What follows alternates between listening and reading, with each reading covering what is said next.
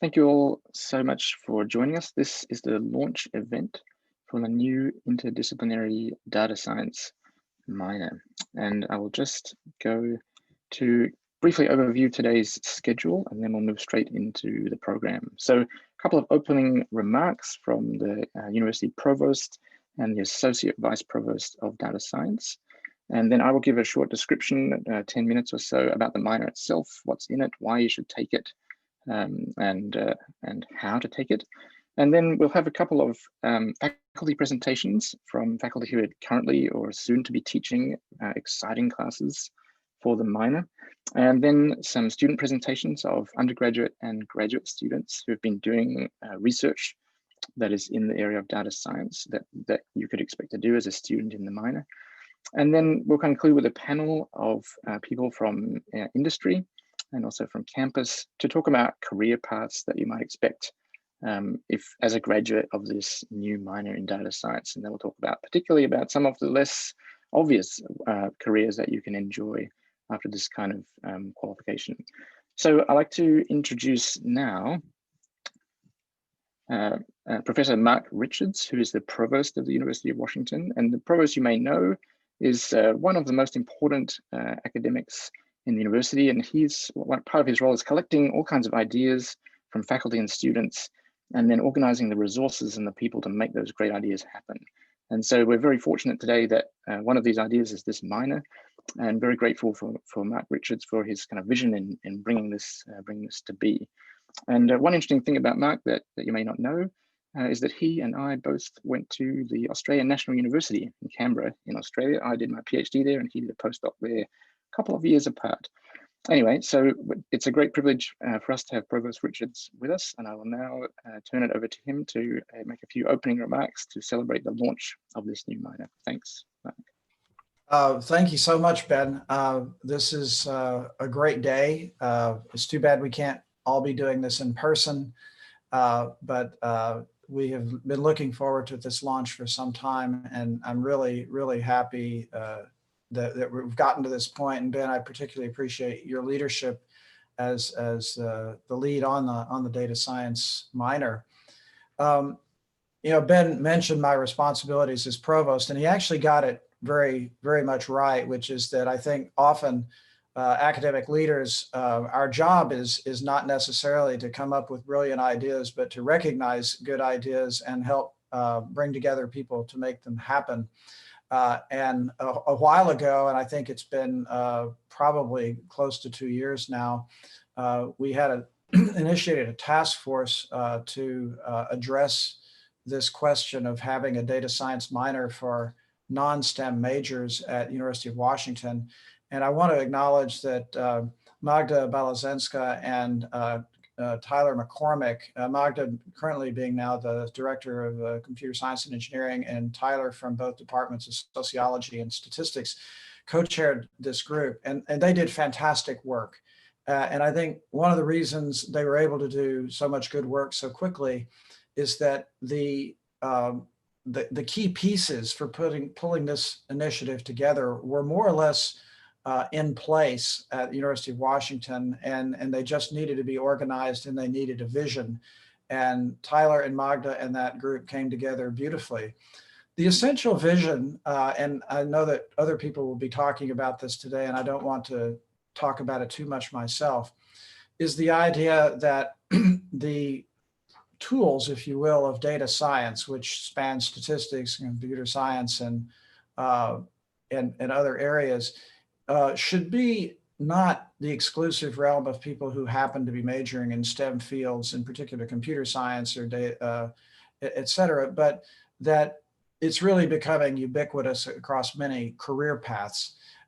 And we know that companies and other entities like to hire people who are anthropologists or psychologists or artists or philosophers who also know their way around a computer and around data. And we wanted to do this in a way that was transcriptable. That is, that it wouldn't just be a package of courses, but would actually qualify as a minor to appear on a transcript to certify, yes, you are a real card-carrying data scientist, in addition to the passion that you have for your major or the other field that you study.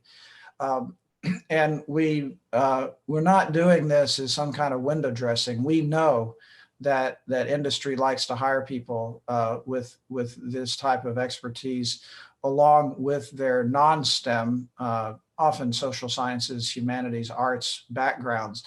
And so it's just been a wonderful pleasure to watch this come together. Although data science is a big deal across all of American academia right now, I do think that we're probably one of the first universities to tailor a minor of this nature for non-STEM majors. And many of these courses, I want to point out, are going to be taught in those non-STEM departments. This isn't a matter of kind of shopping around computer science courses or statistics courses for non-STEM majors, but the courses will be integrated into those programs. And so I think that this is going to change not just the options that our students have, but really begin to change departments and the options that they consider when they hire faculty and when they create courses and so forth. So this is an exciting moment. I'm excited for this class of students at the University of Washington. I realize you'd all rather be attending classes in person, that this is an unusual year. It's a hard year to launch something new. Perhaps data science is particularly amenable to this remote environment. We'll see how that plays out. But this is an exciting moment. It's an exciting moment for our students and for our faculty. And I'm very appreciative of all the work that has gone into this. And I'm looking forward to the various talks and so forth that you'll be getting today. And I hope that, we kind of don't know what to expect in terms of student numbers and student interest at this point. On the one hand, we want lots of students to do this and be interested in it. And on the other hand, we may have finite capacity out of the gate. It'll be an interesting experiment this year to see how this evolves. Anyway, Ben, thank you so much for the opportunity to welcome everyone. And thank you for your good work. And I'm really excited to see this get launched. Thanks so much for your inspiring remarks. That's great. Thank you. I'd now like to introduce Professor Andrew Connolly. He's a professor in the astronomy department and the associate vice provost for data science. So he's in charge of all the kinds of data science that happen on campus, teaching, research, and connections with industry. And one interesting thing about Andy is that he is the person behind Google Sky, which is an awesome app you can put on your phone and see the sun through the clouds, which is vital for Seattle. So welcome, Andy. Thank you, Ben, and thank you, Provost Richards, for those wonderful opening remarks.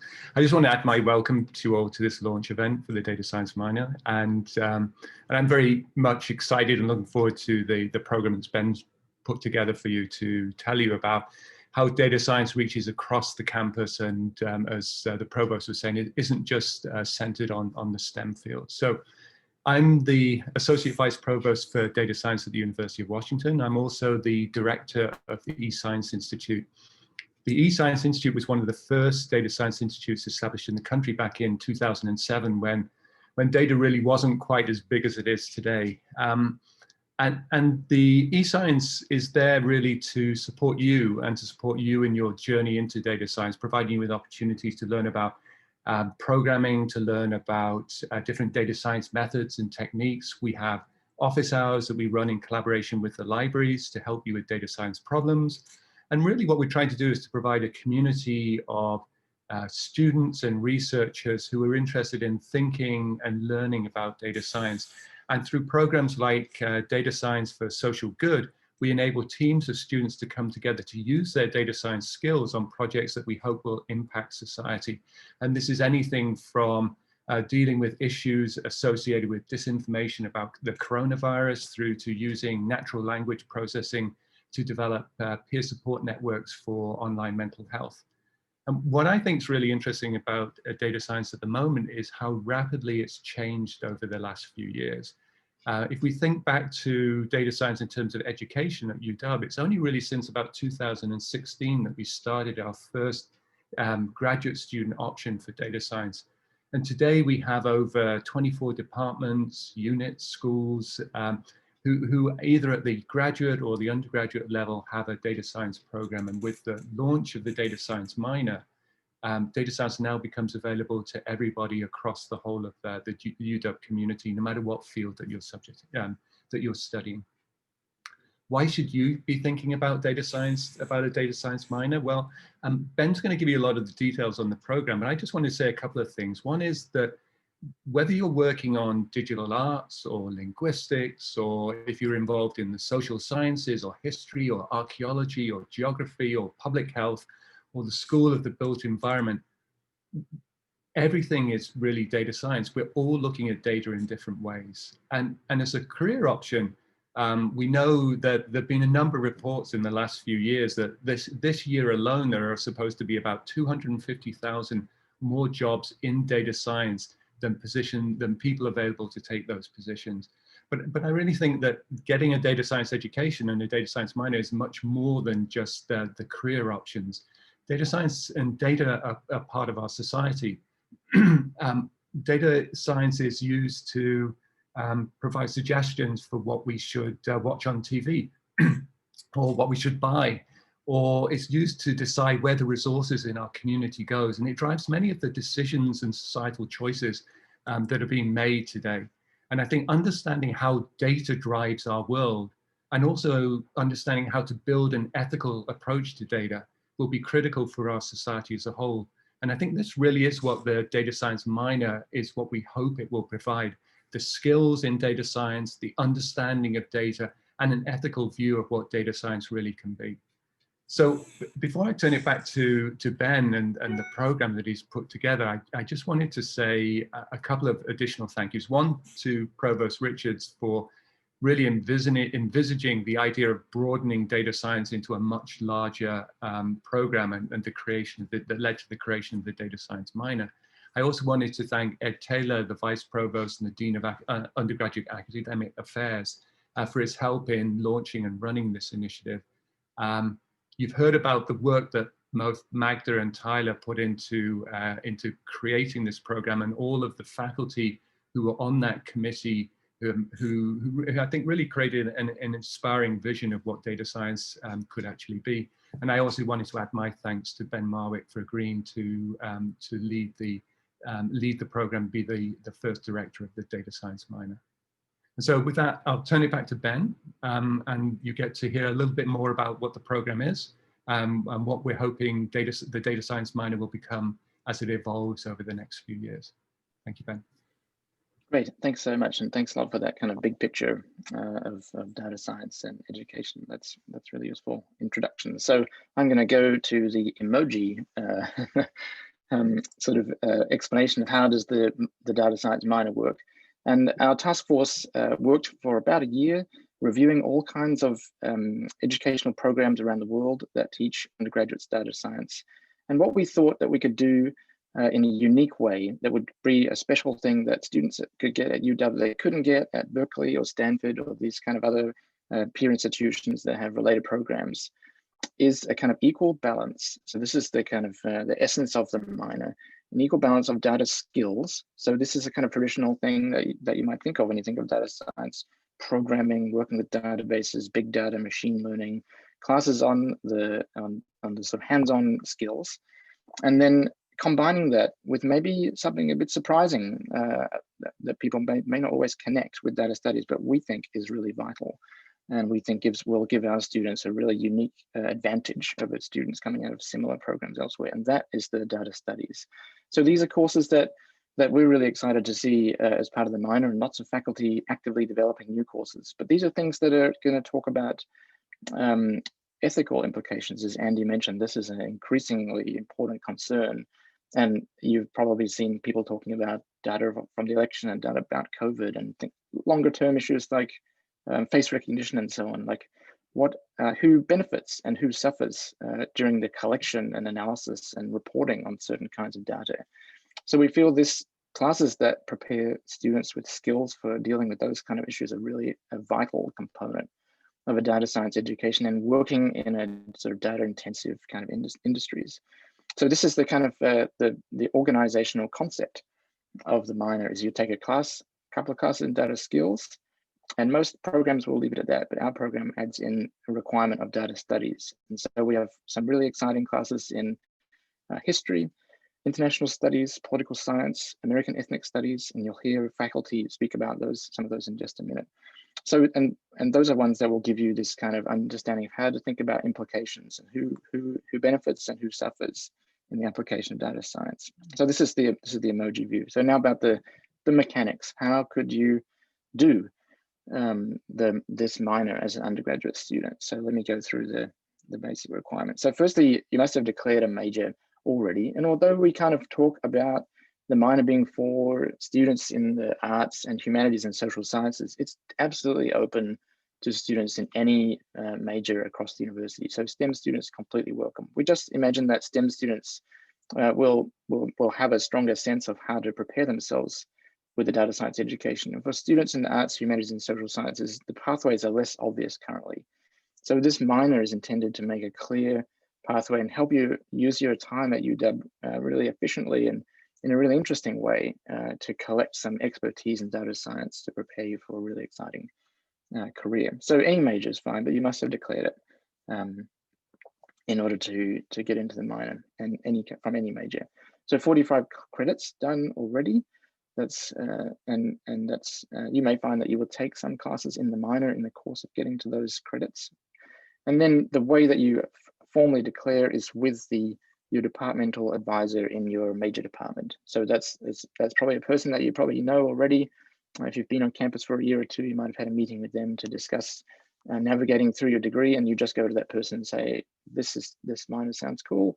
I want to declare it, and they will update you. And you can do this at any time in any quarter. It is fine. So in the minor itself, we have a requirement of one of the data skills course. So this could be statistics, working with databases, data visualization, machine learning. A lot of these are what you would expect: computer science, engineering, stats, and maybe some surprising classes in that list as well. And then the data studies course, which is our kind of unique, exciting kind of edge that our program offers over many of other similar programs, and some really exciting courses in development. And you'll hear from some of the faculty in a few minutes about those courses that you can take. And then so one class at least from each of those, and we have these two lists on our website, and we are going to add about another 30 classes onto those lists in the next 2 weeks. We've just done a big review of a whole bunch of exciting new classes we've discovered. So those lists are going to increase. And also, if you have taken a class or you're going to take a class that seems like it should be on one of the lists, then let us know. You can petition right away to our staff in the UAA, and they will check with our committee to see if it belongs, should be approve the petition. But we would also like to add new classes to the minor as we discover them. So because it's so new, we're still learning about all the awesome classes on campus that should be part of the minor. So you may already know, having taken a class, about things that we haven't heard of yet, and we would love to know. If you've taken a relevant class, let us know, make a petition, and then we'll automatically consider it to go onto the list. So electives, and we have electives in two categories to help you kind of navigate your way through. So if you're maybe earlier in your degree, you might be looking in the cross-cutting classes in the on-ramp list. So these will be classes with no prerequisites. So that's really important. So you can take them early in your degree. And they might be, so for example, I will teach one next quarter, Introduction to Archaeological Data Science, 200 level class. This is a typical kind of on-ramp class, no prerequisite. Give you some skills, but also give you some exposure to a certain domain. And then the other type of cross-cutting class, the other kind of elective that we have, is the synthesis class. So these are upper level, like 300 or 400. Maybe they're going to have some prerequisites, and they're going to perhaps have a sort of capstone style project, like maybe a group project at the end. And we have an exciting bunch of those as well, and more of them sort of coming. And maybe you're taking one that should be on the list that we'd love to know about. So these on-ramp and synthesis classes, kind of, if you're kind of coming to the end of your degree, you might be looking more at the synthesis classes to round it off. And then finally, there's this integrative community seminar. So this is going to be a 1 credit seminar class. It'll be a mixture of presentations from faculty that teach classes in the minor. So you can learn about new classes that you might want to take, or just sort of get a sense of the breadth of the topics that are going on there. You might learn about research opportunities you might want to pursue with other faculty. And also we'll be hearing presentations from students. So senior students who are doing the synthesis classes, capstone style projects, they will be making short presentations on their projects. So it'll be a good sort of peer community experience where you can learn about other faculty and other peers, undergraduate peers who are doing data science projects. Just a one credit, credit, no credit class, and we will be offering that this spring as CSE 491, and the following spring we'll probably shift it to a course in the Center for Statistics and the Social Sciences. So these are the kind of mechanics of taking the minor, and you're warmly welcome to read more about it in the URL down the bottom here. There's a bit more detail and the lists of courses. You'll probably find that you may have taken a couple of classes already on these lists, so you don't need to do much extra to declare this minor. And of course, freely welcome to email directly to me and say, here's a cool class that should be on this list. Or even if you have an internship or an independent study project that you've done with some faculty, and you think, oh, I think this should count in some way, we'd love to hear about those kind of things and see if we can work it into the credential for you. So we're very open to all kinds of undergraduate data science experiences being relevant to this minor. So do let us know how we can help you get it. So now to talk about the motivation just very briefly. Why would you do such a thing? And I think Provost Richards and Professor Connolly gave some great motivations as well. And I will just talk about some of the things that we thought about in the task force as we're kind of designing the program and thinking like, how can we really make this meaningful to students and a useful part of their education? And so I would take a look at the question. I just see there's a Q&A popped up, and I will just take a look at those at the end if I have time. Otherwise, I will reply to them while we're hearing from the faculty presenters in a minute. So literacy and fluency in data science methods. Okay, so you can do this by taking a few stat and CSE classes, but here's the unique thing I think that this minor helps you get is understand the implications for society and the world in a really substantial way with some of the world's best researchers on some of these topics. A familiarity with data science in fields outside of data science. So we will have classes in the humanities and history and English, even French fields like this, perhaps unsurprising ones that we'll be connecting into sort of traditional data science skills. So you can work with data in your major topic that really interests you. You don't have to be stuck in the kind of classical homeworks of CSE, for example.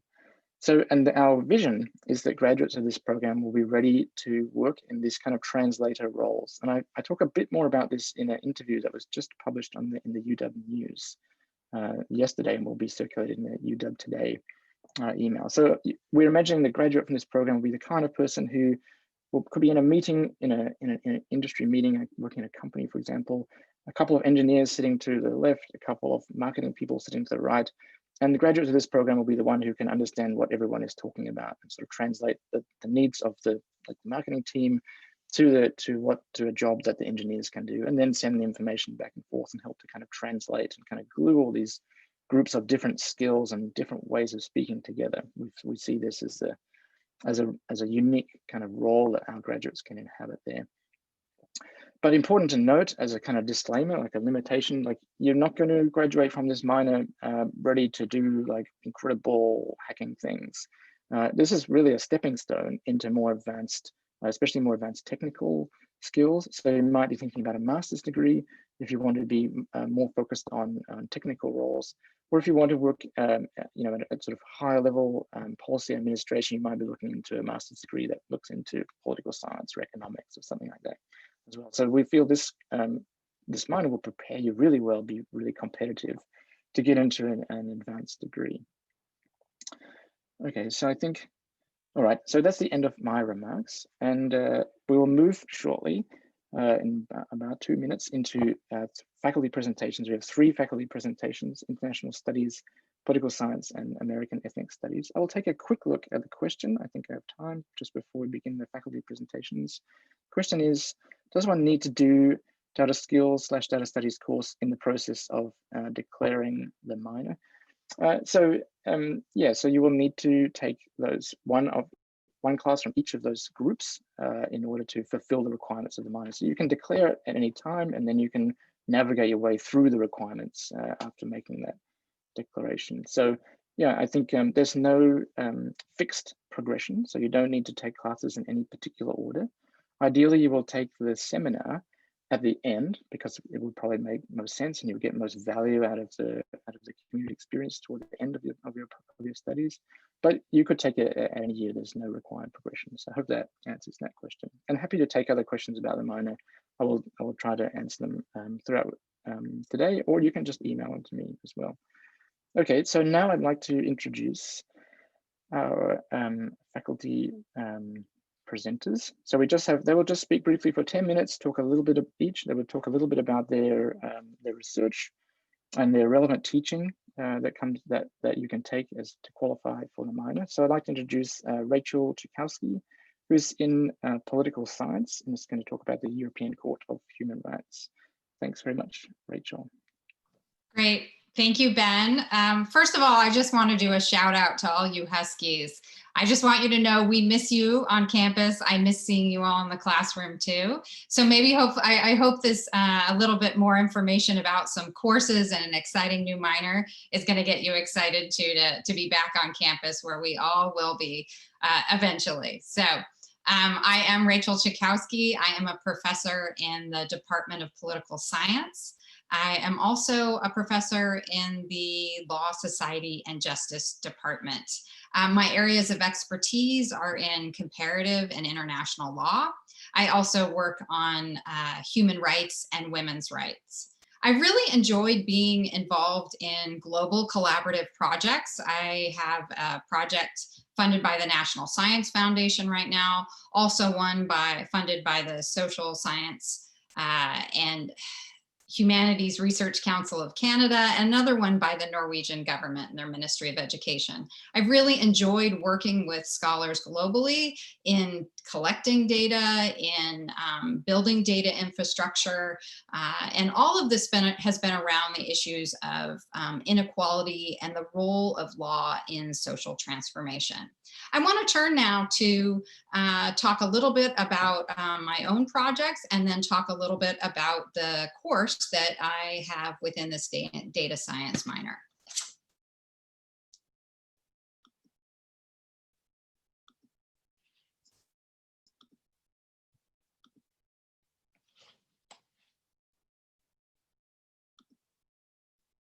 Great.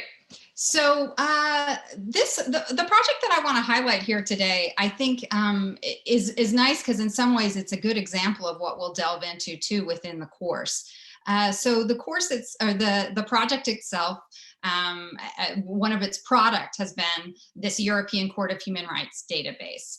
And I want to talk a little bit about where the project came from and who was involved with it and what motivated it. So really this project came out of thinking about questions and critiques about how and why law and rights can actually serve those who are most vulnerable or marginalized in any society, who often, these are often individuals who are forgotten in the shadows of the law. We know that law and rights often fail many, but in what moment can law also empower and bring change? And so it was cases such as these that began to seem sort of puzzling, and also ones that caught our attention. So there were some cases here in Europe before the European Court of Human Rights. And this case in particular involved a domestic violence survivor from the North Caucasus region of Russia. So a region in which we still find honor killings being pervasive and regional authorities in denial of this reality. How was this individual able to successfully take on Russia and do so through the European Court of Human Rights?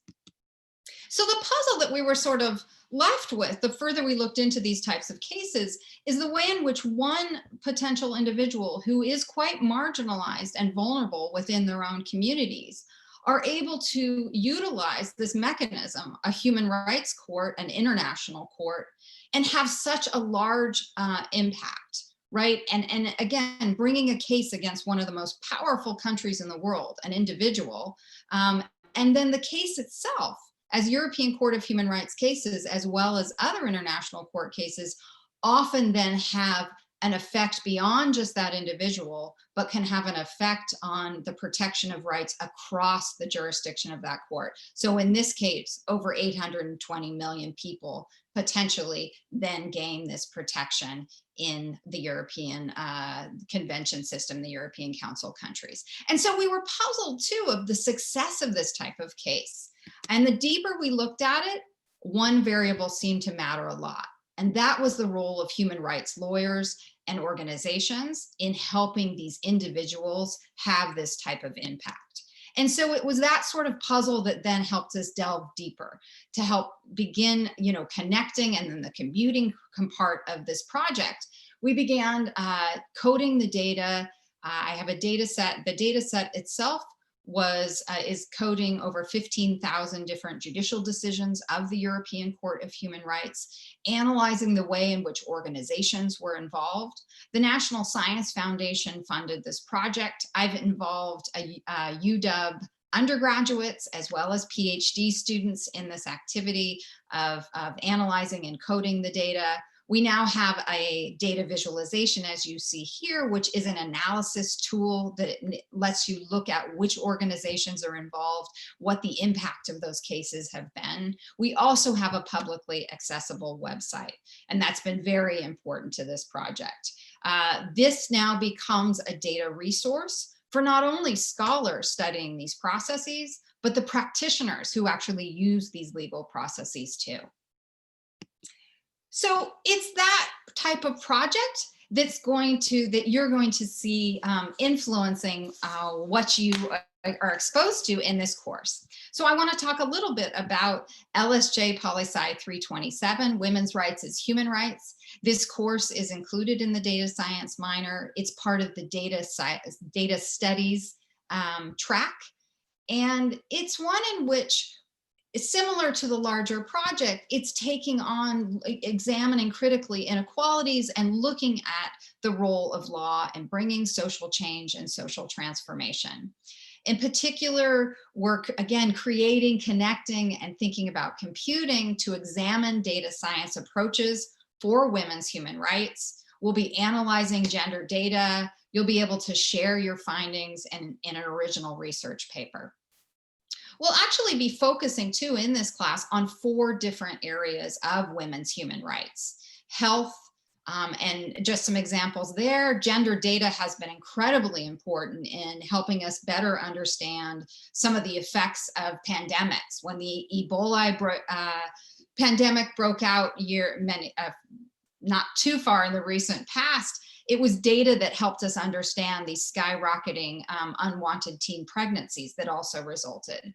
And now with COVID, it's become quite clear, and data has helped us better understand too, the inequalities of experience with this pandemic, especially amongst women, whether it's rising domestic violence rates or skyrocketing unemployment rates disproportionately experienced by women and disproportionately experienced by Black, Indigenous, and people and women of color. In the environment, we will also critically look at data indicators and be able to analyze the impact of climate change and how this particularly can influence women and girls. Examples are millions of girls on a daily basis are spending 4 to 6 hours a day collecting water for their families. As water scarcity increases, this is keeping them from education opportunities, keeping them from women being able to contribute in their communities on a larger scale. We'll also examine the topic of trafficking. In this portion of the course, I bring in a police detective from Seattle Police Department who's been very much involved both locally, globally, and internationally on this issue. And she really too talks about the way in which their collection of data and the way of sharing data across borders often helps really abate and actually bring traffickers them able to prosecute traffickers. Finally, we'll end with gender violence. And an example from this issue area in the class is the way in which we talk about the role that, that data and analysis played in actually really changing international criminal law and how it handled gender violence in times of conflict, such that rape over time became understood as a war crime, and in particular could be understood and its role in torture and also in genocide. And these became incredibly important aspects of international criminal law today. So this is a little bit of what this course has to offer. It gives you an example of how we're going to connect, creating, connecting, and computing.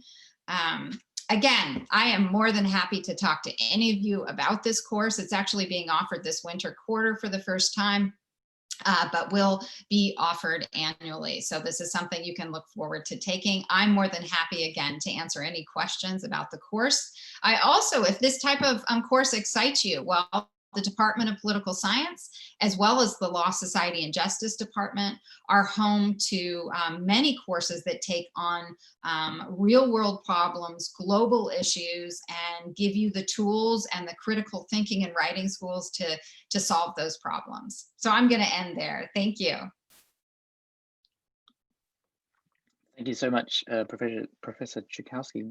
That's excellent to hear. That sounds like a really fascinating class, and I think perhaps one that might surprise many people, like how can this kind of topic be connected to data science? But I think it has lots of appeal in being like, there's lots of personal, like connection to sort of personal experience, but also at a kind of global and international scale as well. And I think that's just a really amazing and compelling blend of these topics, and shows how like our program of like data skills and data studies can work together to engage with like urgent questions of international and also sort of personal interest and concern as well. So thank you so much for sharing that with us. I will now like to invite LaShonda Pittman from the Professor Pittman from the American Ethnic Studies to talk about her work and class for the Data Studies minor. Thanks very much.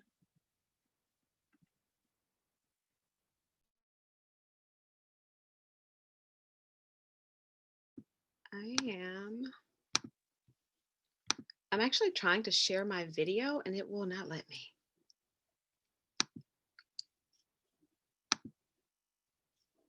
There we go.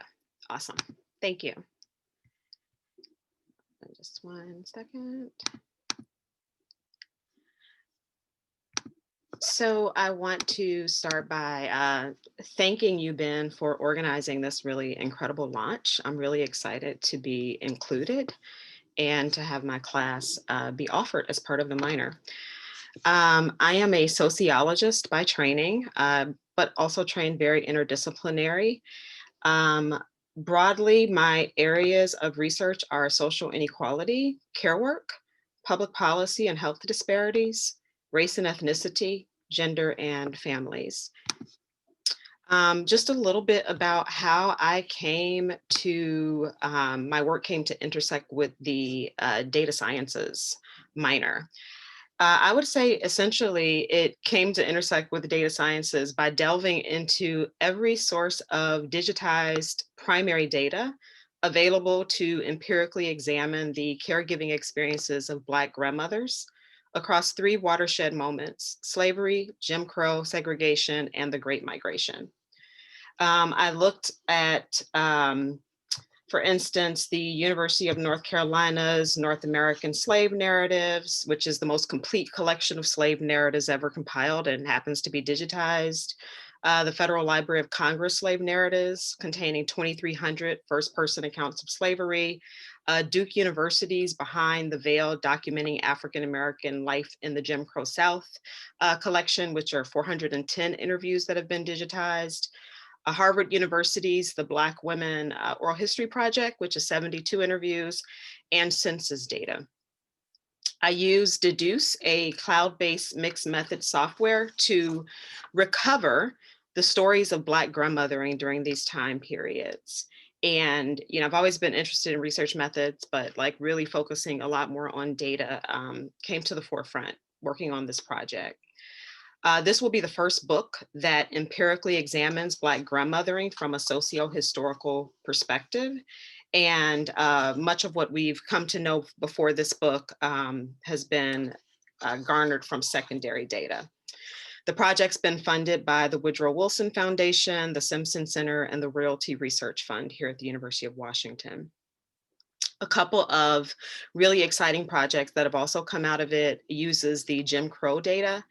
Working on a book chapter right now with a group of undergraduates actually who worked with me with the undergraduate research opportunity called Mothering During Jim Crow, using the reproductive justice framework to understand Black motherhood during legalized racism.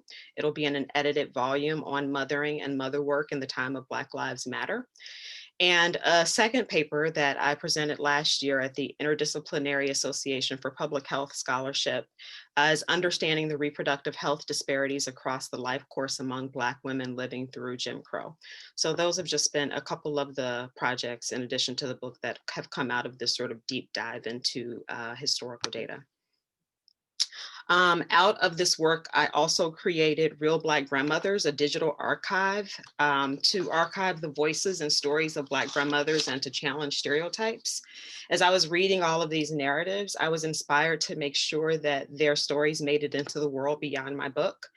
And I was also inspired by the absence of a place to learn about Black grandmothers' real experiences, especially when you Google Black grandmothers. I found that porn came up versus when you, not the same thing that would happen when you Google white grandmothers. So I felt like this was a real intervention in that way. And I plan to add historical content to the archive when I'm working on the second book. My first book, which is the one that I'm currently revising and finishing now, is forthcoming with the University of California Press, and it's based on interviews with 75 Black grandmothers raising their grandchildren on the Chicago South Side, called Grandmothering While Black, a 21st Century Story of Love, Coercion, and Survival. So the Black Digital Studies class that I teach as part of the data studies part of the minor, I think this quote by anthropologist Rolf Trio, former anthropologist of anthropology and social science at the University of Chicago, really captures the essence of this class. He says silences enter the process of historical production at 4 crucial moments: the moment of fact creation, the making of the sources; the moment of fact assembly, the making of the archives; the moment of fact retrieval, the making of the narratives; and the moment of retrospective significance, the making of history in the final instance. In this class, that's part of the data studies list for the minor, we examine the ways in which particular voices and narratives have been privileged, amplified, mined, and exploited in the creation of knowledge about African-American experiences. We examine the voices that have been silenced, and we look at how African-Americans construct knowledge about our own experiences and the data sources we and others use to do so, beginning in slavery through today. I think that one of the things that this course really centers that I think is really important to the data sciences minor is that it centers epistemology, which is the study of knowledge, its nature, validity, and limits, and the standards used to assess what we know or why we believe what we believe. So some of the course objectives are to understand the role of knowledge production in shaping the narrative and experiences of African Americans, to interrogate different kinds of data that have been used to produce knowledge pertaining to African Americans and explain how that data has changed across historic time periods. So we look at everything from material objects, both those demonstrating African Americans' African roots, the blending of these roots with slavery and the Jim Crow era in art forms like basket weaving, textile making, as well as practical items bequeathed across generations. We look at oral traditions as a source of data, both folk tales and folk songs, especially given that Africans privileged oral traditions, but also because of the illegality around learning to read and write, the oral tradition is really critical. We look at slave owner papers, we look at census data, collections and research centers, data that's held at collections and research centers, private and public archives, the Black press, and then finally digital technology. So everything from artificial intelligence, which we know has huge implications, particularly for historically marginalized groups. We look at search, social media, big data, smart data, and digital humanities projects. We examine historical, theoretical, conceptual, and empirical issues related to Black digital studies, particularly the ways in which African Americans have been grappling with structural constraints and the ways in which African Americans have been agentic in portraying their own experiences while at the same time grappling with structural constraints and playing to respectability politics that exclude the voices, experiences, and narratives of marginalized groups within the Black community. Critically investigate how African Americans are represented over time, utilizing different data and mediums, and how those representations change depending on what and who is being considered in the process. Finally, we examine the ways in which technology has facilitated Black knowledge production and social movements, as well as its limitations. It's a chronological course beginning in slavery through today. And one thing I'll say, like, sort of in wrapping up talking about the courses, it's really neat. Students just finished an assignment where they examined how an academic article or book or a digital humanities project incorporated primary data from slavery through the Jim Crow era into its analysis. They used a critical race perspective to parse out both a master and counter narrative that were being addressed in the work. And we've had really robust conversations about that. If you want to know more about American Ethnic Studies as a major, feel free to email our academic advisor, Lorna Hamill, and also feel free to email me with any questions about the course, which I'll be teaching annually, as well as summer term A. Thank you. Thank you so much, Professor Pittman. And I think the contemporary relevance of such a course is unmistakable, and the intellectual intensity of the schedule that you outlined is amazing. And I'm sure graduates of that class will be poised to make a big difference in society wherever they end up. Thanks so much for sharing that with us. And our final faculty presentation for today, and then we will move on to some student presentations, some student research, will be Professor Claire Young from the Department of the Jackson School of International Studies. So thanks very much, Claire.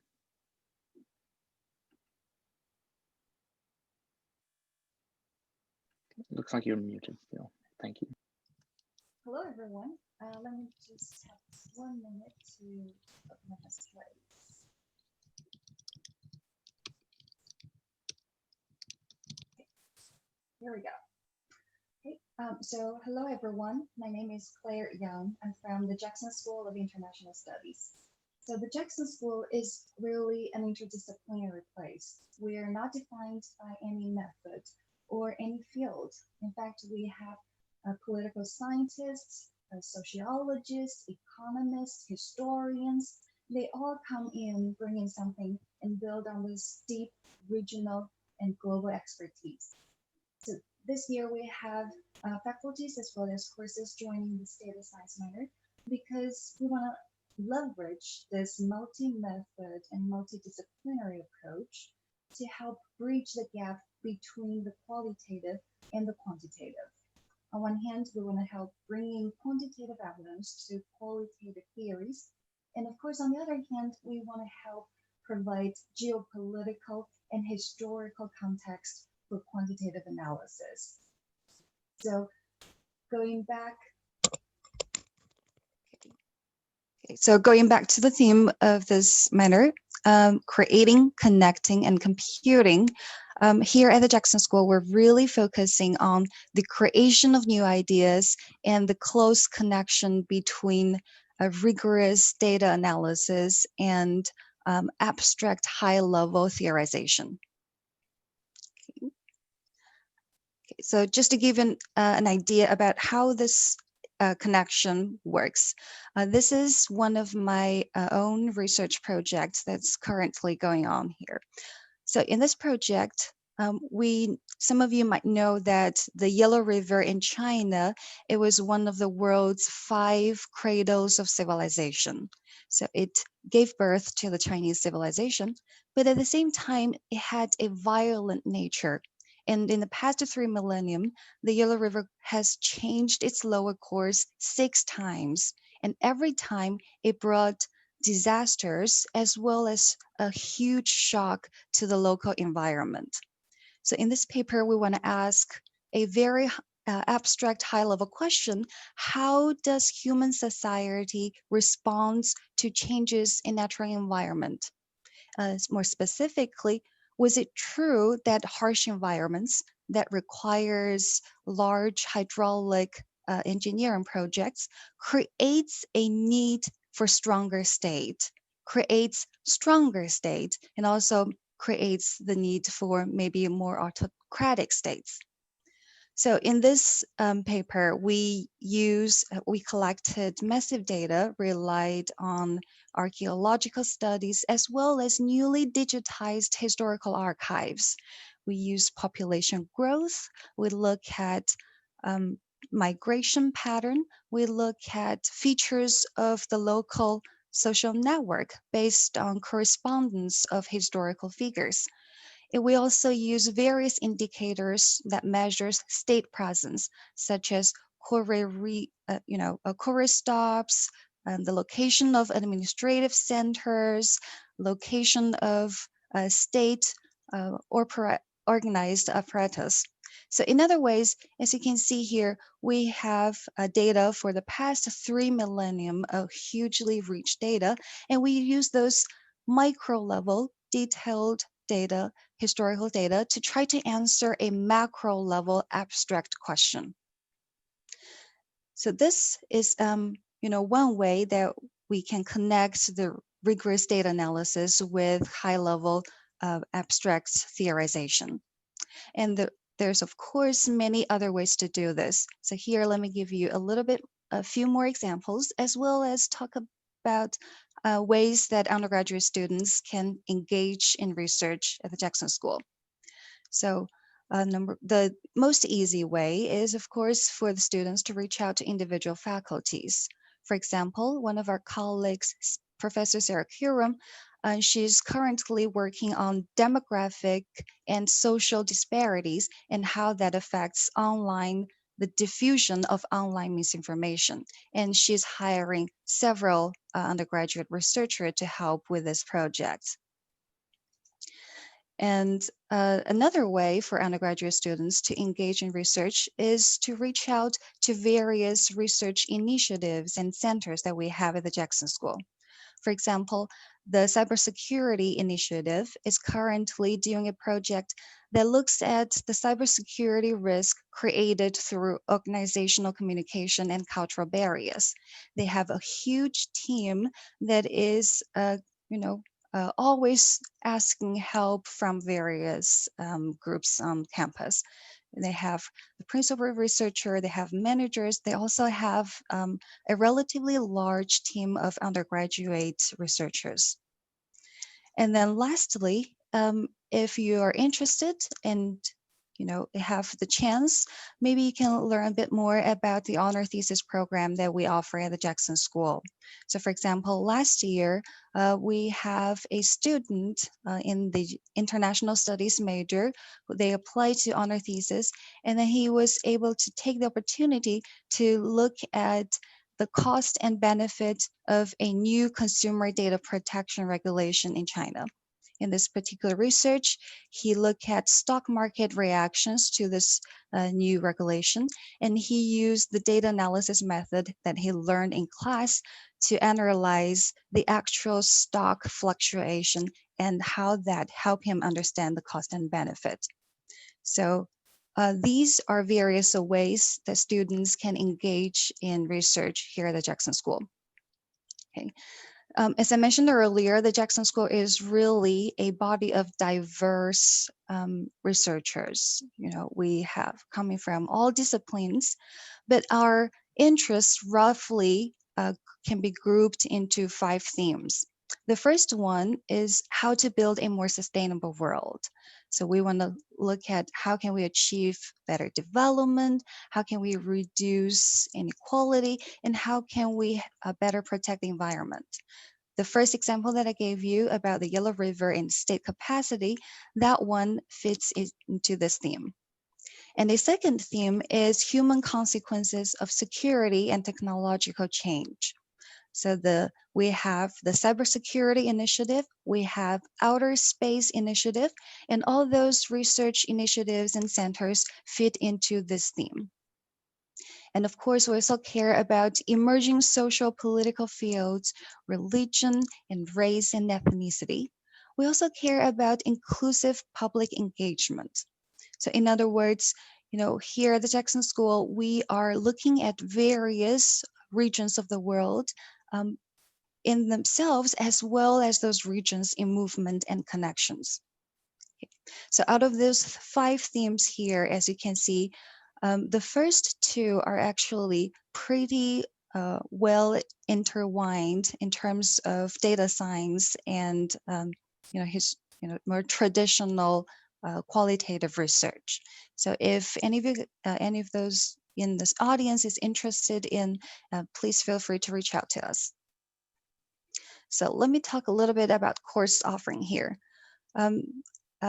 Myself is teaching this course, JSIS B332, the Political Economy of International Trade and Finance. I'm teaching this annually.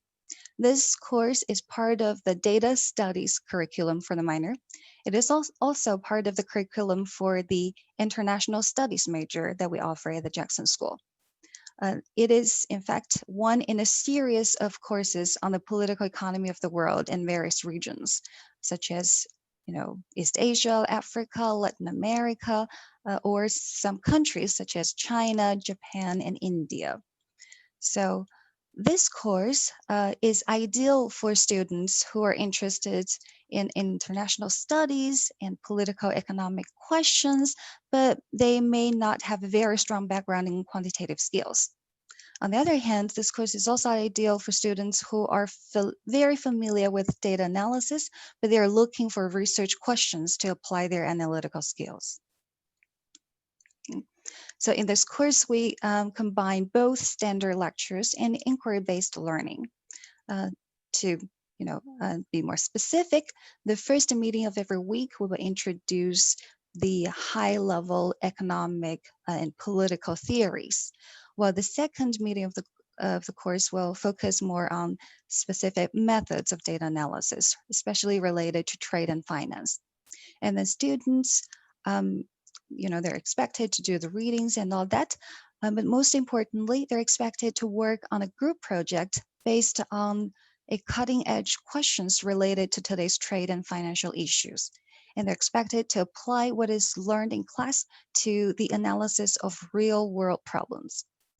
So you are free to choose your own project topics, but if you can't find one by yourself, you're always welcome to choose from the list that I'm going to offer you.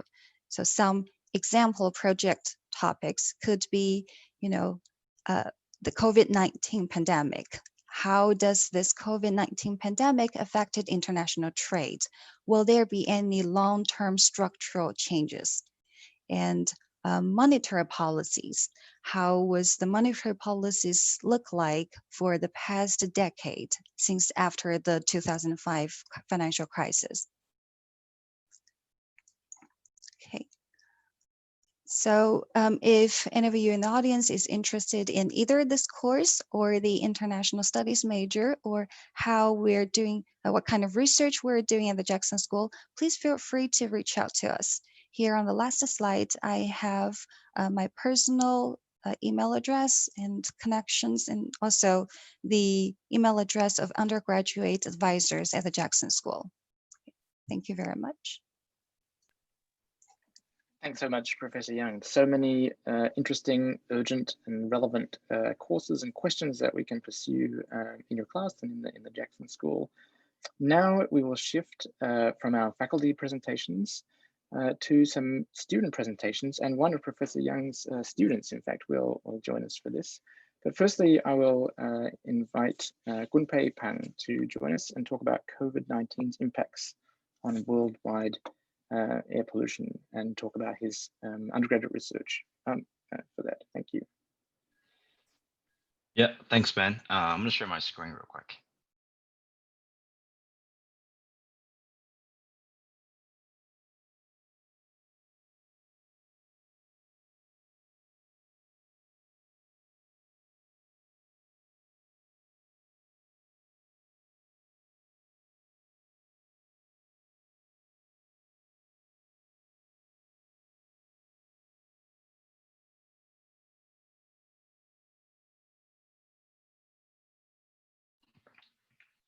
Okay.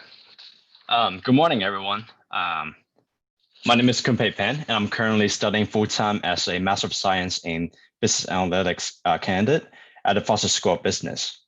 The research I'm presenting today is my final group project for the data management and SQL class over the past summer.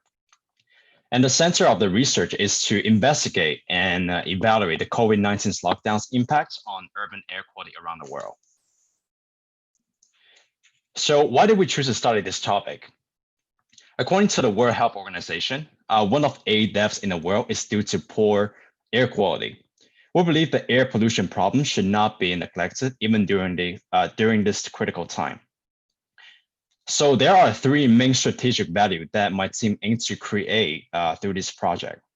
We hope to use our research to first better inform legislators on environmental policies.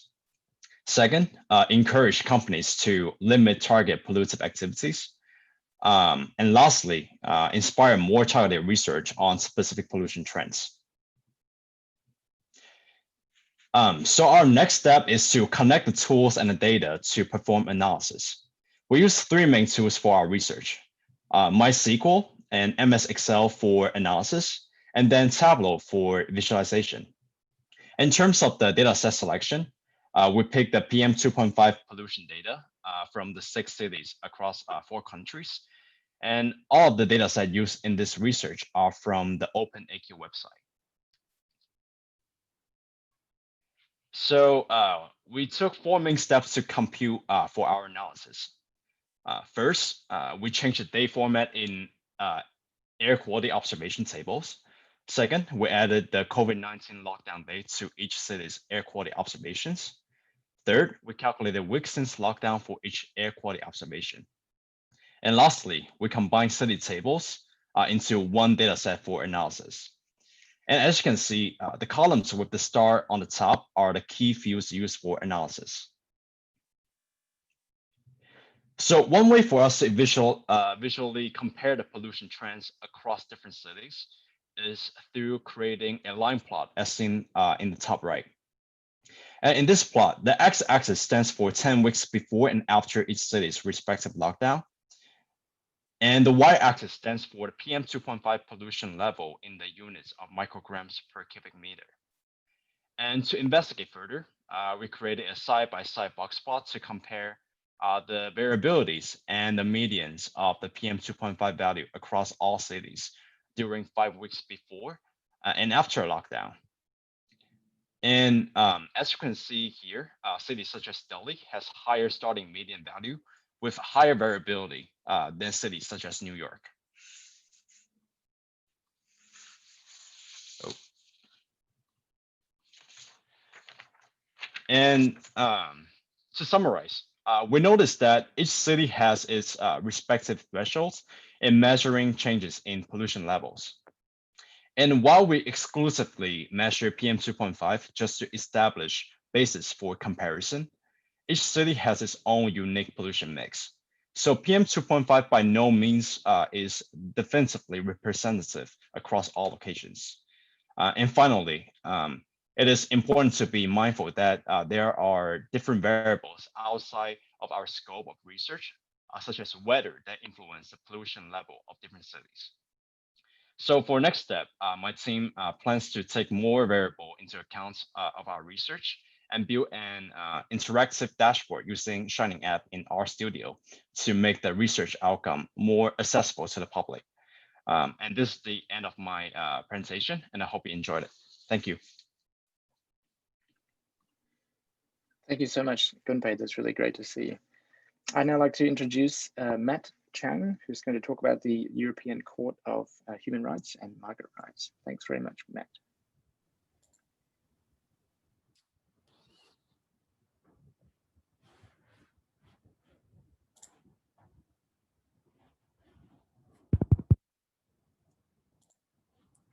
Give me one moment, just having trouble, for some reason, my share screen page.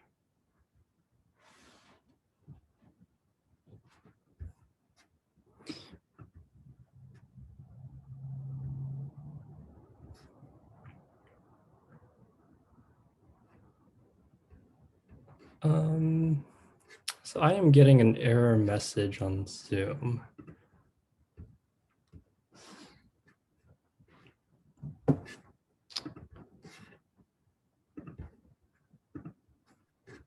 What does it say? It just shows a triangle with a exclamation mark on it. For some reason, I'm not able to click. All right, why don't you, you can email your slides to me and I'll show them while you talk. Sure. And while you do that, why don't I invite Fengu Shu to speak before you, and then we can queue you up. Sure, sounds She good. is talking. Will that be all right? So now we'll switch over to Fengu, who's going to talk about an interactive map and dashboard for COVID-19 cases in Washington. Are you all right to go, Fengu? Great. Yes. So can you see the screen? Yes, looks good. Thank you. Okay. So hi everyone. I'm Feng Yu. I'm currently a senior student who majored in geography and science right now, and I'm glad to share about my project made for geography 458 courses, and it's an interactive map and dashboard for COVID-19 cases in Washington. So first, let me introduce my web. This is one map. So map on the top right corner, which has sorry, there's I don't know if you guys can hear. First, let me introduce my web. This is a web map. You can see. Yeah, maybe can you mute or turn the volume down? I'll just talk like this. So on the top right corner, there's a map that shows the boundary for Washington State as well as for each counties in the Washington State. And if you click on the county, there will be a title show below the map, and also the data displayed the left panel. The data is retrieved from Washington State Department of Health. So it has cases, deaths, and hospitalization information updated weekly for each county.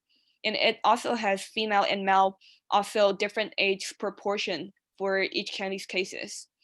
So I did some data processing to show the COVID-19 case age distribution, as well as the COVID-19 cases trend for each county. And over here, you can see its top 10 counties confirmed in Washington State. The reason for me to do this project, to do this map, is I think it's not only important to know about the COVID-19 in global level or maybe in national state level, but to know it in more smaller scale that more related to people's living area. And that's why I did one for each counties in Washington. I hope this could help people to learn about the situations around them, so maybe they can know they need to be more careful or maybe take a breath.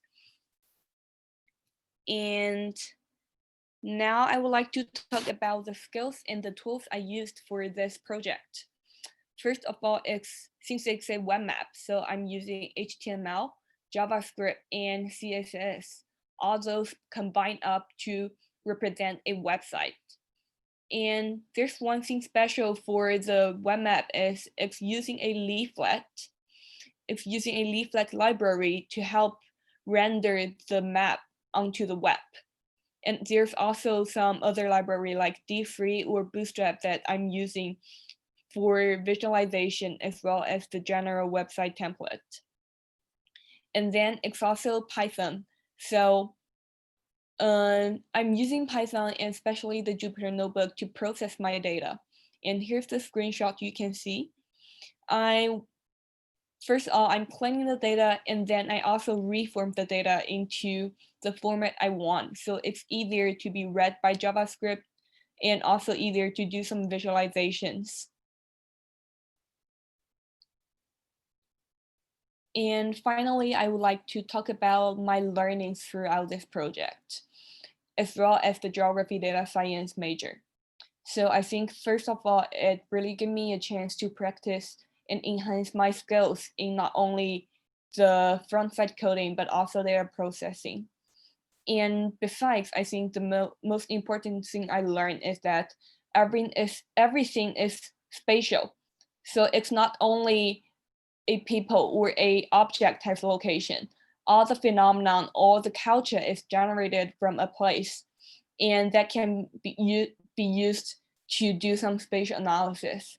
It's also applied to social justice and social phenomena. For example, the COVID-19, or maybe think about the game industry cluster, how it changed in different time and also interacted with the urban city space. And then after you have noticed, after realize a social justice in the phenomenon, you can start interpretation of it and start to think of what is the reason, what is the cause for that phenomenon, or what will that phenomenon lead to? Is there any benefit or any drawbacks of this specific phenomenon? And then finally, it came about the data analysis and visualization. It's the tools that you can use to help you further understand and study in that area. So in my case, I use map to visualize the COVID-19 case, and I can also use that to find some pattern in Washington. Is there any specific counties has higher risk, or maybe some county has higher proportion of elders that has COVID-19 cases? So I think all of that really helps me, and data analysis is really important in this digital area since everything can be digitalized, and you can retrieve data from anything, like when you're visiting a website or even when you just go out for a dinner, and everything is be tracked. And that's how data analysis and also maybe some spatial analysis can help you to understand the phenomena in the social justice more. Thank you so much. Thank you, that was great. So now we can turn back to Matt. I got his slides here. I will share the screen. Yes, this is it here. And present, and there we go. So Matt, if you just give me, say, next slide when you're ready to go, and I'll move them on for you. Sounds good. All right, here we go. So I'm Matt Cheng. I'm an undergraduate senior. I'm majoring in law, societies, and justice. And I will be presenting some of my research on the European Court of Human Rights and refugee protection and how data science can be used to track the content of judicial decisions. This research was conducted under mentorship from Professor Rachel Czukowski and was completed for the Departmental Honors Program. Next slide. Thanks. So the problem faced by displaced people around the world today is that there is no right to asylum. No one, not even people fleeing the worst human rights atrocities, is guaranteed entry into any nation. But undeniably, the world also proclaims universal human rights for all, and institutions have been created to adjudicate the enforcement of these rights. The European Court of Human Rights is one of these institutions. It's an international court with jurisdiction over 47 member states in Europe, and its task is to ensure that states abide by the European Convention. The question my research asks is if the court has protected the rights of refugees, and if so, how? Next slide. So part of how I answer this question comes from data analysis and computation from a set of the court's judgments. So I took a subset of 152 cases involving refugees, asylum seekers, and migrants. I read them and I tracked certain variables in this data set. As an example, the image on the right shows my collection of data on the implementation of judgments in domestic legislation. So what I would do is I would read through a case, and if a judgment was satisfactorily implemented by a nation through a change in law, I would code it as a number 4.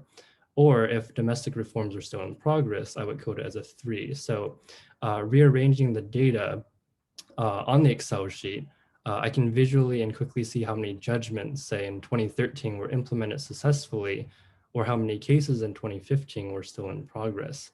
So in this way, I roughly organize the content of the court's judgments into quantitative data. Next slide. So this graph is an example of the results of this sort of quantitative analysis. So I'm able to roughly illustrate the court's activity over time. This graph shows the number of rights violations that the court found in the subset of cases involving refugees, asylum seekers, and irregular migrants. So as you can see, the number of violations found appears to be increasing, which is good news. This essentially means that the court is more willing to make judgments in favor of refugees and asylum seekers. Next. And so this graph depicts the level of national compliance with the court's judgments. So for this subset of cases involving migrants, the rate of compliance has been roughly 72%. This means that in almost 3/4 of judgments, the state governments have made changes to domestic law or practice to abide by the court's ruling, which is great. This data seems to suggest that the court has been fairly effective in protecting refugee rights. After all, most judgments in favor of protecting migrants have been obeyed. However, if you look at the rising bars in red on the right side, this indicates that starting at around 2010, we start to see an increase in ignored judgments, or judgments that were not implemented in domestic practice. This means that recently, an increasing number of state governments have been disobeying the court's judgments involving refugees and asylum seekers. Next slide. So these trends raise many questions. For example, why might there be an increase in disobeyed judgments, especially since there has historically been high rates of compliance?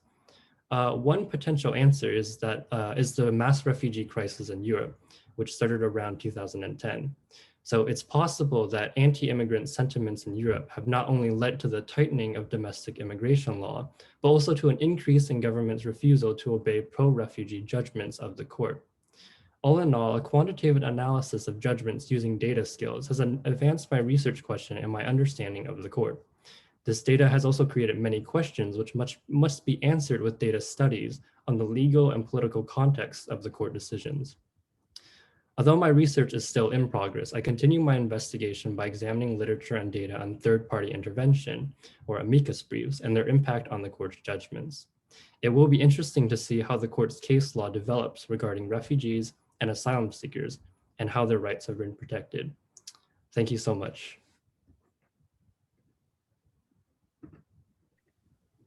Thanks, Matt. That's really excellent. Our final student presentation is Emily Pollock from the Anthropology Department. Thanks very much, Emily. Let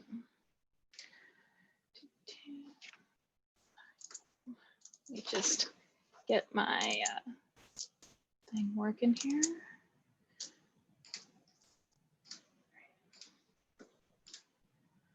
Okay, so I'm Emily. I'm a PhD candidate in biological anthropology, and I'm also a trainee at the Center for Studies in Demography and Ecology.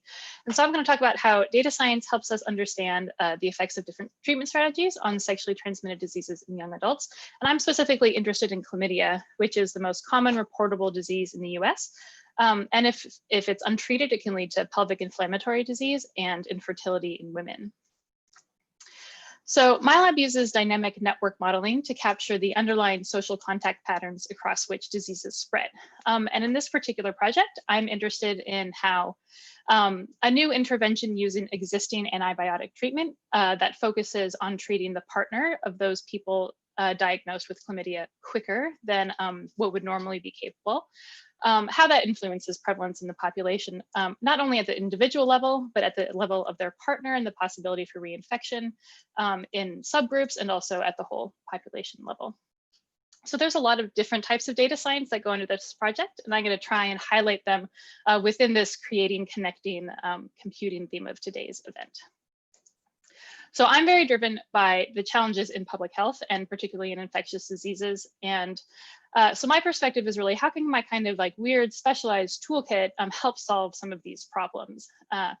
And so part of the reason that this intervention, this partner therapy intervention is interesting is that one, there's a concern that this strategy will lead to an increase in the overprescription of antibiotics because you don't have to treat the partners.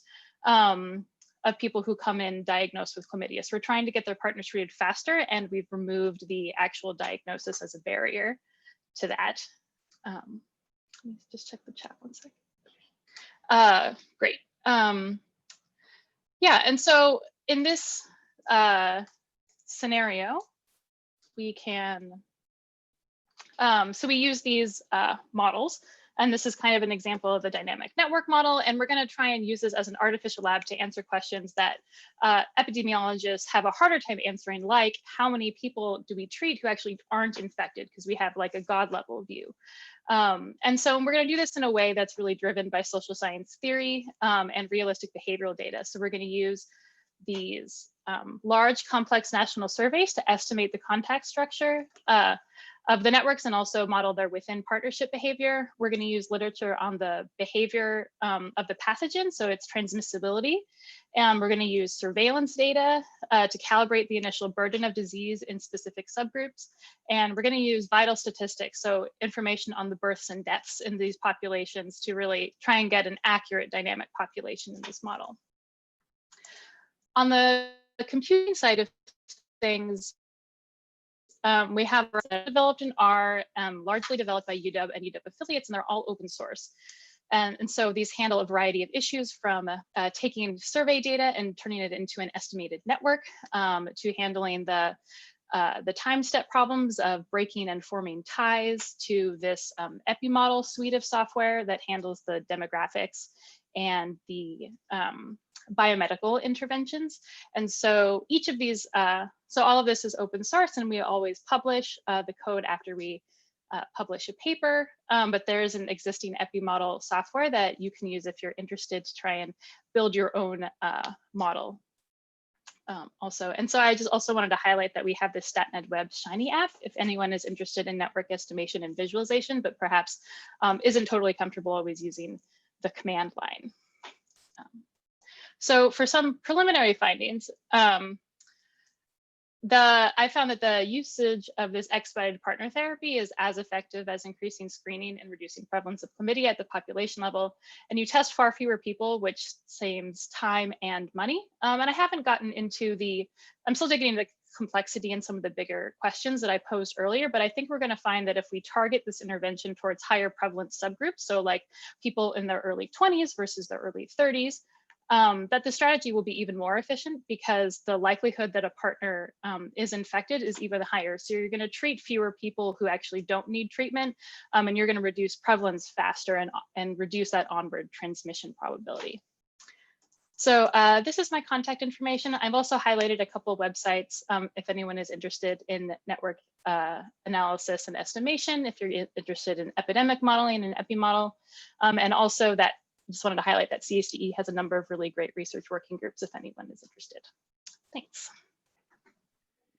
Great, thank you so much, Emily. And I think, thanks to all of our student presenters, and I hope you can sense like a warm round of virtual applause to all of you. I know it can be quite frightening to get up in front of a largely invisible and unknown audience and share your work, even when it's not quite finished. So thank you all so much for sharing. I think we all agree, like the impactful visualizations and the sort of urgent questions of such great contemporary social relevance, really inspiring to see our students working on that, and hopefully inspiring to future graduates from the minor to see the kind of cool stuff that they can do as well. So thank you all very much, Gunpei, Matt, thank you, and Emily for taking the time to share your work with us. So we're now moved to our final component of the program, which is a panel discussion. We're mostly focused on career paths, especially ones that are maybe less obvious when we think about data science. So I'd like now to welcome our panelists, and I will ask them briefly to introduce themselves, and then I will just kick off the discussion with a question, and then we'll get some ideas about where you might end up taking a program like the data science minors. So I'll ask Bernice to start. Thanks very much with the introductions. Hi, everyone. I'm Bernice Herman. I am a data scientist at the eScience Institute on campus, so a data science hub on campus. And I've been here for 5 years.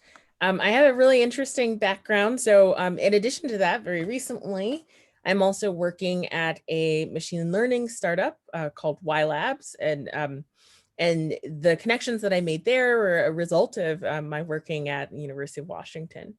And then prior to that, I worked as a software developer at Amazon, and prior to that, spent some time on Wall Street while also doing my undergraduate degree in statistics and math.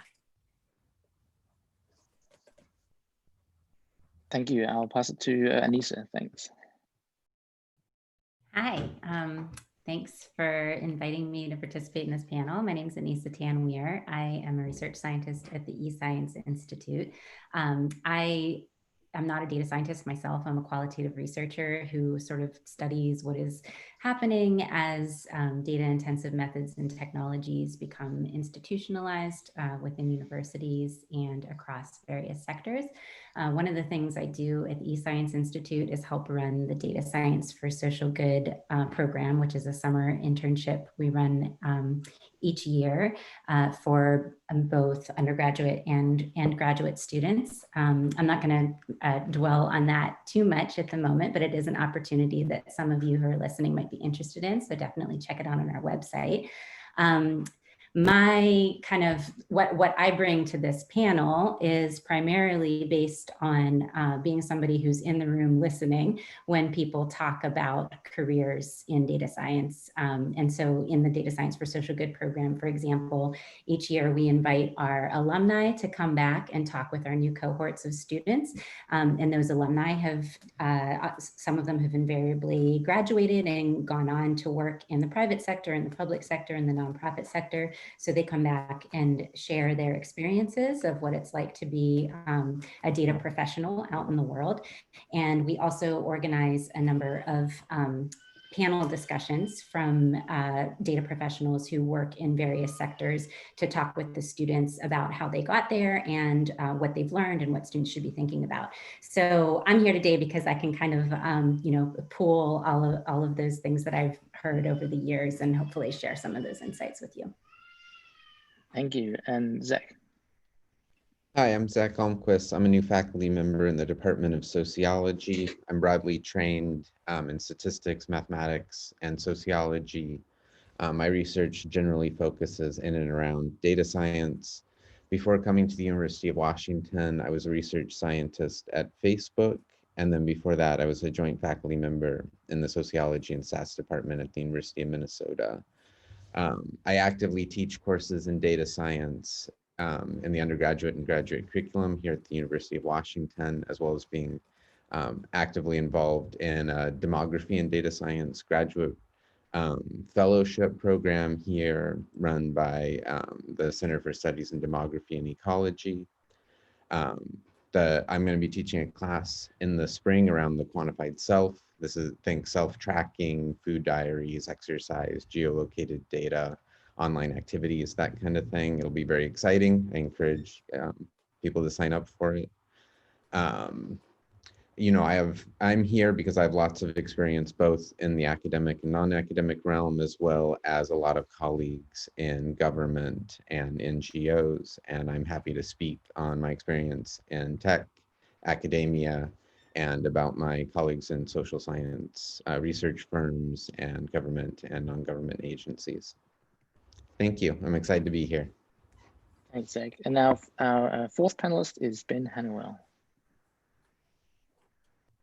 Hi, everyone. I'm Ben Hannawell.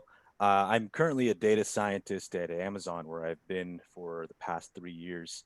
And I started at Amazon at AWS. But before I was at Amazon, before I became a data scientist, I was a graduate student in the biocultural anthropology department at the University of Washington. I came into, I came into private sector data science while I was all but dissertation at the University of Washington. I realized I kind of had these entrepreneurial interests, and also I wanted to really apply some of the statistical skills I was learning. And so I applied to a job at Redfin, which is the tech-powered real estate brokerage located, headquartered here in Seattle, Washington. And I got the job, and I worked there for 2 years. After that, I worked for 2 years at a company that a senior housing and care referral service called A Place for Mom, where I was basically an in-house data journalist, sharing their unique data set on elder residents and people who were searching for senior housing and care. And then I came to Amazon. I guess the reason why I'm here is because my career in data science, which has been about 7 years now, is fairly obvious. I work at the obvious company right now, like Amazon, but my path to get there is non-obvious. I was a social scientist, and so perhaps my experience as a social scientist getting into data science might be useful to some of you who are interested in this minor and also are in the social sciences. Thanks. Yeah, thanks so much. Thanks, Ben, and thanks everyone. So the question I want to sort of pose to you to kind of kick off the discussion is about, one of the unique qualities of our minor is the combination of data studies and data skills. And I want to ask you, to talk about your own experience and experience you've heard of others, where you've seen that to be the combination of those two kind of sets of abilities have been an advantage or sort of opened the doors or led to interesting professional experiences where someone has brought some competence in data skills as well as an appreciation of data studies and ethical, historical, political implications. So I'd love to hear stories that from your own experience or from your peers or students and so on, where the combination of those two has led to like interesting sort of career paths or experiences. So maybe let's go in the backwards order. So Ben, if you'd like to start us off, we'll work back before. Thank you. Hi, that's a good question. So I suppose that I'll answer that question with a brief counterexample, a reason why you really should study how data science is applied in a variety of different contexts, so that you can really think hard about how you should apply it in whatever career that you choose in the data science field. So when I started as a data scientist, as I said, I was working at Redfin, which is a tech-powered real estate brokerage. And Redfin employs real estate agents, people who sell and buy homes, help people sell and buy homes. And they have a kind of a unique business model in the real estate industry in that they provide a base salary for their real estate agents, and also a variable pay that's a bonus, a commission, but that commission is sort of tied to their customer service performance.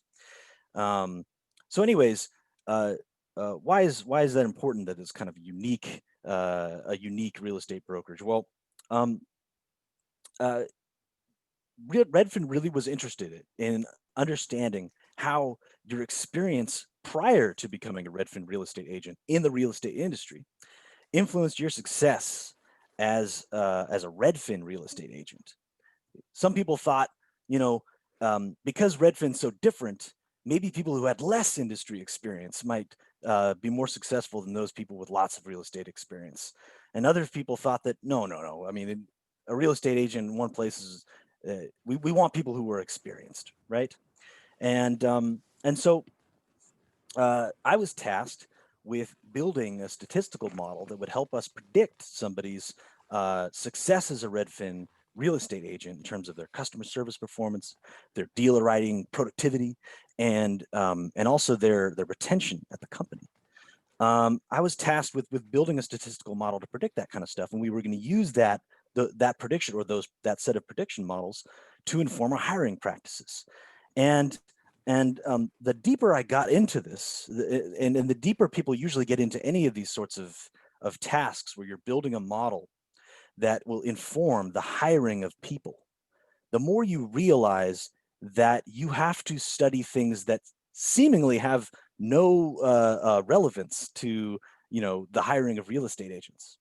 For example, you need to some of the presentations that you saw today, like from we had people presenting from ethnic studies, right? And we had people presenting from women's studies perspective, and a gender justice perspective, a racial justice perspective. The deeper you get into building these sorts of models where you're selecting, they're ultimately going to determine who comes into the organization, the more you realize you have to have an understanding of the systematic, of things like systematic racism and systematic sexism and classism. And so that's what makes me so excited about this data science minor, is that we're going to have people who are trained not just in the the technical skills, but who are also trained in the in the practical and ethical implications of data science practice. So yeah, that's I guess how I approach that question. Fantastic. Yeah, that's a great personal experience to draw from. I'll pass the microphone to Zach. Thank you. So I'm going to talk about personal experience. One of the best data scientists I worked with at Facebook was an English major. Graduated, with his BA in English, and started at Facebook at the lowest rung of data science he possibly could. And he worked his way up to a director in data science. And he was fantastic, great intuition, was able to cut through the basic pieces. One of the big problems, right, is communication. And one of the most important aspects of being a scientist and being a data scientist in a lot of these companies is being able to take your ideas and move them to actionable insights and have sort of a clear, short explanation. And he was very, very strong at that. And I think in general that training in writing and critical thinking really shows up strongly.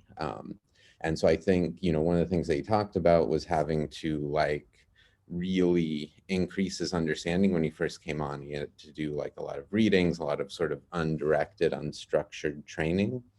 And so I think the data science minor really is sort of a shortcut to where he started out, making it just a little quicker and a little easier to move into that data science position now.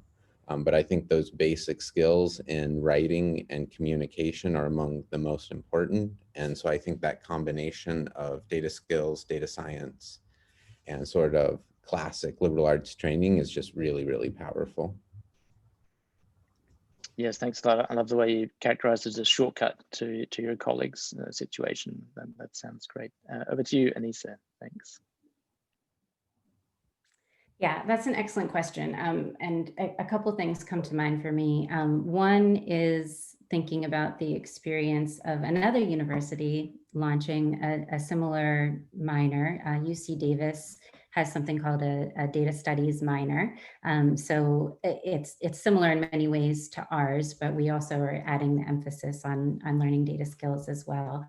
And I know from stuff they have written and published about their experience with launching this minor, one of the reasons for doing that was they, started talking with leaders and employers across a range of sectors who were potential employers of their students, especially liberal arts students in the social sciences, humanities, fields like that.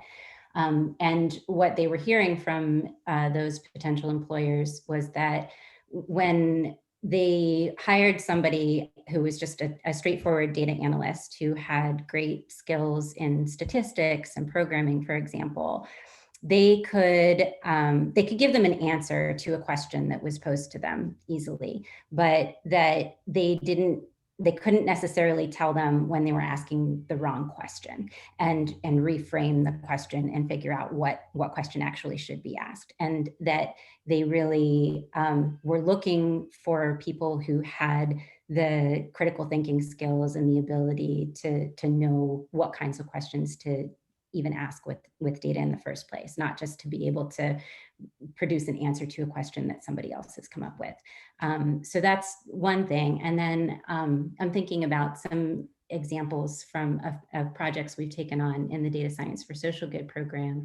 And one in particular that we supported over a few years is a project called Access Map, or and a sort of complementary project that goes along with that is called Open Sidewalks. So the Open Sidewalks project is basically generating the data for this application called Access Map, which is essentially like Google Maps that is tailored to the needs of people with mobility limitations. So people using a wheelchair, for example. And you know, one of the things that was very important when the team was basically creating, designing the sort of data that would feed into this application, was having to understand sort of the social model of disability and how disability arises as you know, at the intersection of the built environment and people's physical, in this case, physical abilities. And so it's not just an inherent quality of an individual, but it's something that arises when people interact with the built environment. And so just to make that kind of concrete, when they were, I remember a point in time when they were deciding how they should represent a bench on a sidewalk in their data. And they had to recognize that, you know, for some people, a bench could potentially be a barrier or an obstacle. If it narrows the width of the sidewalk, maybe it makes it impassable for somebody who's using a wheelchair, for example. Whereas potentially somebody else who, for example, is walking with a walker or a cane, that bench is an important amenity where they can stop and take a break, right? And so they had to be able to recognize that, like, data is inherently political, that data helps to shape in a very real way the lived experiences that people have in the world. And so I think those are the kinds of insights that make the difference between something that is potentially really helpful and useful in the world and something that is potentially really destructive in the world, perhaps. And so that lens of kind of being able to understand what you're doing in the work of creating and analyzing and you know, building applications with data is to be able to take that kind of meta level look at it and understand sort of the implications and repercussions and the way that social theory is really intimately connected to what you're doing at every step of the way. Yeah, that's fantastic. Thanks so much. It's so great to hear the projects from the Data Science for Social Good program. They sound really amazing. Bernice, over to you. Thank you. Yeah, so I'll keep this brief. I think for me, some of the questions, so I've been interested in data science, maybe at the start more on a technical aspect. I was really interested in probability, really interested in kind of statistics and these sorts of things. But I think as I spent time in industry and as I started to ask questions about what I would apply it to and whether or not it would work there, lots of questions came up about how, you know, what kind of impacts, what kind of societal implications might come about from the work that I'm doing, both for particular projects, but also just the idea of creating systems that have this, like, in some ways, like, deep complexity and lots of opaqueness and things that you don't understand about the system, and putting them in the world and them having a huge impact has really steered me toward thinking about, you know, interpretability. How can we create explanations for our models, and how, what does it mean for it to be interpretable to people, right? People have different levels of expertise, and you know, the numbers that we're using inside of our models for images and for lots of other things differ from the way that we would interpret it and what's kind of understood to us innately. And so really concepts like that and concepts and similar concepts are really important to kind of bridge that barrier between the technology that's being built and the public and everyone, so that we can better understand what's happening inside of them, so we can better inform them, and lots of other things.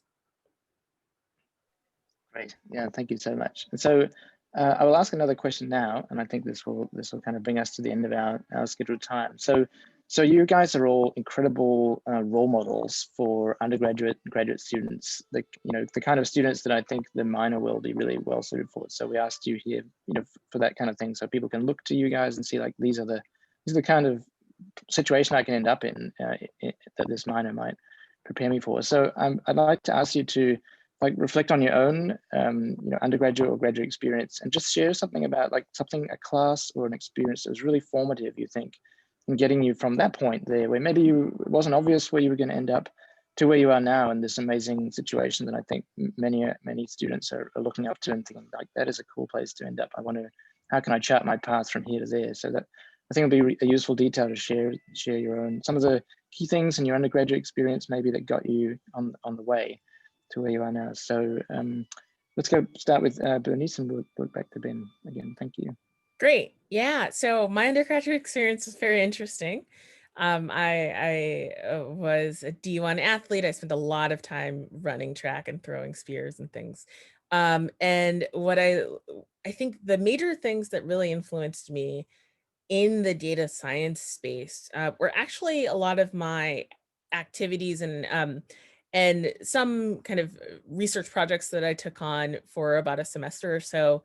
So some after school activities, we had a statistical society, which is kind of like undergraduates listening into research talks and sitting around and kind of discussing and learning those skills, as well as more of the computer science side. So there was I think it was called Michigan Hackers. I went to University of Michigan, and they're getting the experience to kind of do these short bursts of projects and really learn deeply. And I think what it taught me is there's really just different levels of rigor and the scale of getting things done versus the level of really thinking rigorously about these things. And I think we certainly need more people, and I think skills on the social sciences side really help to build that rigorous side that that you have to learn to translate across, I think, when you're doing a career of data science. It's a mix. Thanks. Yeah, that's inspiring to hear. Thank you. Anissa. That's kind of a tough question for me to answer. Undergraduate was so long ago, and seems kind of disconnected in a lot of ways from what I do now, but I'm sure there is a through line. So I was an anthropology major as an undergrad, and then I did many odd jobs, and then in between got a master's degree in journalism and Near Eastern Studies before then doing a PhD in communication. And so, data science as an object of study for me came fairly late. And as somebody who's kind of working as on a team of data scientists, sort of even later. But I suppose that, the common thread in all of my experiences has been, somebody who is really interested in trying to understand other people's perspectives and trying to find ways to draw connections between what seem to be very disparate perspectives. And I think maybe that's why I found myself at home working with a team of data scientists and working on data science programs and projects, because that's essentially what the field of data science is too. It's inherently interdisciplinary. It is, always, there's always opportunities to be learning about new things and new questions and new ideas, and learning from people who bring really different kinds of expertise to bear on a project. And so I think I would say, kind of connecting that to what my advice would be to us people who are interested in a data science minor or interested in a career as a data professional is just recognizing that data science is a team sport, and it's always going to involve people from different perspectives and bringing different kinds of expertise to bear on a problem. And so you've heard a lot of people throughout the course of this launch talk about the importance of that translator role. And I just want to emphasize that again, that is super important. And it's something that we hear, like I said, we have alumni come back from the Data Science for Social Good program and talk about what they're doing in their careers. And almost all of them talk about the importance of being in that role as somebody who can kind of translate between different ways of looking at the world, not just a super quantitative data sciencey way, but also that it's important to be able to take those other kinds of perspectives, more humanistic and social scientific ways of looking at the world, and marry them together.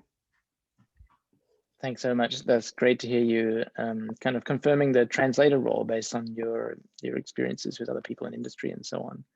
Over to Zach now. Thank you. So I think from my undergrad, and I should say my graduate also had a big emphasis on my data science experience, but I think from undergrad, sort of 3 core things. The first was really good mentorship, and I had good mentorship. One was an English professor, and one was a math professor, and I think that diversity really, really helped me. One was a great location for which to exist and meet peers in my undergrad. So they had this place that was called DD Hall. It had what was this undergraduate peer mentorship program. So you got trained to be a peer mentor, you got a chance to TA a little bit. And it was just a fantastic experience. It gave me a lot of exposure to both teaching and working with people one-on-one. And then last was just a wildly diverse and random set of courses. I took basically a minor in English and history. I took a bunch of random anthropology and econ classes. I took a bunch of random physics and chemistry classes. I took, a couple years of Japanese. I took some Spanish. I did a study abroad. I think that was really, really helpful.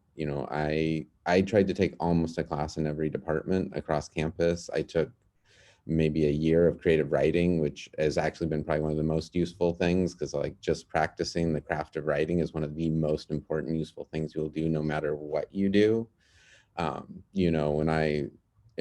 In everything I have done, including working in tech, involved a lot of writing. So, you can never practice your writing enough.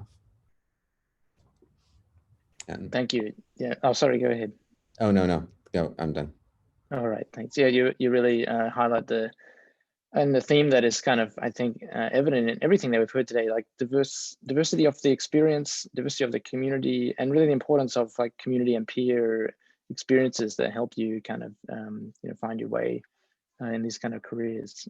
So thanks very much for that. And over to Ben to finish it off with some reflections on your formative experiences and sort of setting you on your career. Thank you. Yeah, thanks for that question. It's a good one. And when I think about that question, I think about how I started my career in higher education, which was in junior college, just a small junior college in my hometown of Sacramento, California. And while I was there, I was going to school, but I was also working sometimes 1.3 jobs just to pay for it, and also to help my family pay the rent sometimes.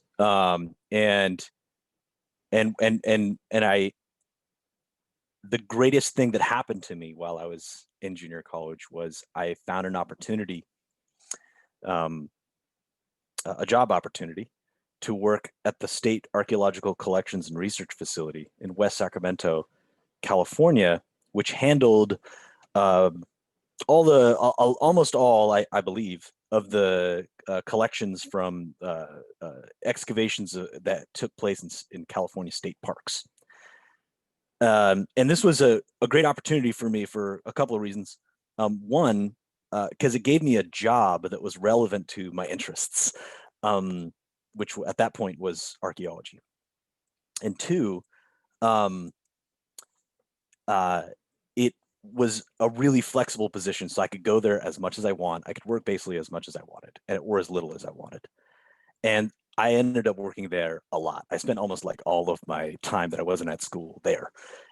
And while I was there, this is the connection to data science, to where I am at today. One of the things that I did is I other than handling artifacts, ranging from like 100-year pestles that were like hundreds of years old to like ceramics from the Spanish colonial period in California. That was cool, right? But the other cool thing was that while I was handling these artifacts, I was curating them in a computer curation system. And it's where I first started to think about how we represent reality in silico, in a computer. And because I was entering facts and measurements and photographs and all these things about these these artifacts, right? And there was a lot of there were many decisions that were ambiguous that I had to make as the data collection specialists or the data entry specialist. And it made me think a whole lot about how you would aggregate all this information. And also, it is one of the things that sticks with me today, which is the importance of collecting good data, and also curating that data in a fashion that facilitates feature analysis. And it's something that was foundational to my baccalaureate career, graduate research career, and to who I am and how I think today. And I really think I thank the folks who gave me that job opportunity. That's great to hear. That kind of thoughtfulness that you describe about getting the data, from the artifact into the database is exactly, I think, the kind of thoughtfulness that we're hoping to cultivate in students in the minor. And of course, I'm especially thrilled to hear your archaeological anecdote, as I'm a professor of archaeology myself. So thanks for bringing that up. So we've come to the end of our scheduled time. So I want to really warmly thank all of you, Bernice, Anissa, Zach, and Ben, for taking the time out of your schedule and your work and studies to share with us some of your sort of touching experiences from earlier in your education, and also the things that you found to be important in your own career and careers of people that you've worked with. So thank you all very much for joining us. If you're watching, this is all being recorded. So you can catch up and maybe listen again to what our panelists have said. And I think it's really important that you guys were able to bring you guys in front of students, because you represent the kind of endpoints for many of the students. It's like, I want a job like that. I want to be doing that kind of work when I finish. So I feel it's a thank you so much. It's a privilege, I think, that we can bring you to the students and show them potential sort of pathways through their future after graduation. So this concludes our panel. And I will now share my screen to just make a couple of concluding remarks. We've come to the end of our scheduled program for the launch. So thank you all for joining us. Thank you very much for the students who've joined us to catch up a bit about on this new exciting new program. Thanks to Provost Richards for launching us off officially, and Professor Connolly as well, who's the leader of all of data science on campus. Thanks very much to our faculty presenters who've given us a quick preview of some of the exciting classes that are coming up. And I will just give a little teaser of a few other things, a couple of other courses that you'll see on the minor in the next 2 weeks. One about graffiti, one about data in World War I and II, one about real estate data, one that is called Hacked, Outsourced and Tweeted. Lots of exciting classes coming up with the faculty. So thanks to Professor Young, Tchaikovsky, and Pittman for sharing their work in detail.